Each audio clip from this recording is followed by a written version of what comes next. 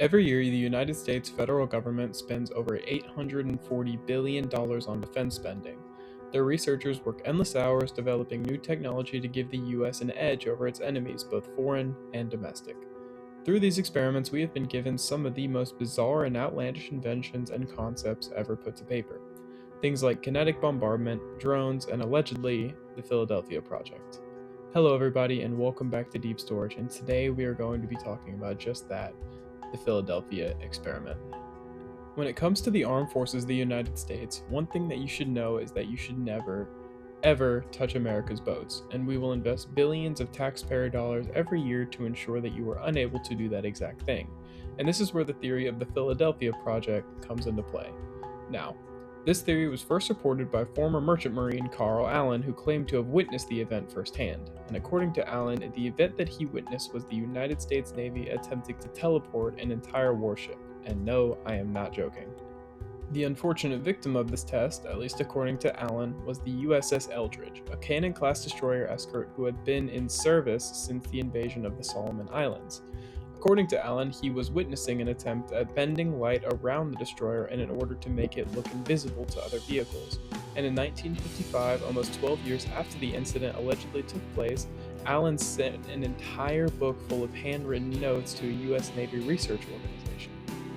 Now, of course, it goes without saying that Allen's claims were highly disputed, especially after it was revealed that the ship's logs were inconsistent with the timeline he had set. However, the only thing that gives this story any merit at all is the separate accounts that reported something very similar, because according to several other sources, the passengers on the SS Andrew Furuseth observed the ship arrive by teleportation in the Norfolk area. However, the captain of the Furuseth never reported seeing anything out of the ordinary during this time in the Norfolk, and according to the ship's logs, the two vessels were never seen in that area at that time. Now, an interesting part of the story, and really the reason why I wanted to talk about it, is because of how big the story got on a national level. Multiple books were written and published about the event, and it gained relative fame after the birth of the internet. It is, if nothing else, a very fun theory to play around with, however, sadly, it cannot be substantiated with very much evidence. And essentially, that is all you need to know about the Philadelphia Project. It is a very interesting theory, and it gained a lot of traction nationally, and especially after the birth of the internet for obvious reasons. Now, again, like I said, there really isn't much of a way to prove or add water to this theory at all, as it's pretty full of holes and can't be substantiated with very much evidence, as I mentioned. But it is still a fun theory to play around with, and honestly, who knows what the United States military is cooking up in their labs. I mean, that $800 billion has to go somewhere, and we know how much the U.S. Army likes to mess around with stuff. I have a video on on kinetic bombardment. If you want to go check that out, that also breaks down something totally weird and insane that our scientists cooked up in their labs, and I just thought this theory was fun, and that's why I wanted to talk about it.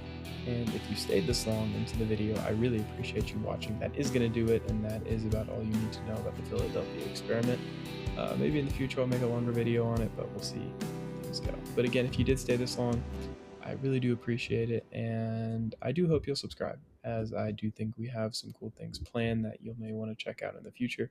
If not, I totally get it. I know I'm a small channel, which is totally fine, but if you do want to stick around and see some of the stuff I have planned, it would mean the absolute world. Pretty sure we'll have a video coming out relatively soon on the conspiracies behind the Titanic sinking, as well as Kyron Lacey and a couple other cool projects that I have planned for the very near future.